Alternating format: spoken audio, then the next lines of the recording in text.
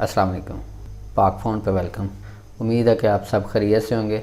दोस्तों, आज की वीडियो में जो इन्फॉर्मेशन मैं आपको देने जा रहा हूँ ये कोरोना वायरस की अपडेट्स के बारे में है कि आप डायरेक्ट WHO से कैसे अपडेट रह सकते हैं। तो सिंपली ये व्हाट्सएप एक मैसेजिंग सर्विस इन्होंने स्टार्ट की है। इसको अवेल करने के लिए आपने इसकी वेबसाइट पे जाना है या वीडियो की डिस्क्रिप्शन में आपको लिंक मैं ऐड कर दूँगा, वहाँ पर आप क्लिक करके इसको ज्वाइन कर सकते हो और सिर्फ हाई लिखना है। उसके बाद आपको रिप्लाई में जो भी आएगा मतलूबा ऑप्शन पढ़ेंगे, उसके बाद आप उसके मुताबिक मतलब 1 2 3 4 5 6 तो आप 6 लिख के फ़र्ज़ कर लें या 1 लिख के रिप्लाई करते हैं तो 1 पे जो आपको इन्फॉर्मेशन मेंशन की गई है उसी के रिलेटेड आपको डिटेल दी जाएगी। उसके बाद मज़ीद ये आपको भेजते जाएंगे, आप उसको मज़ीद जो है ना रिप्लाई करते जाइएगा।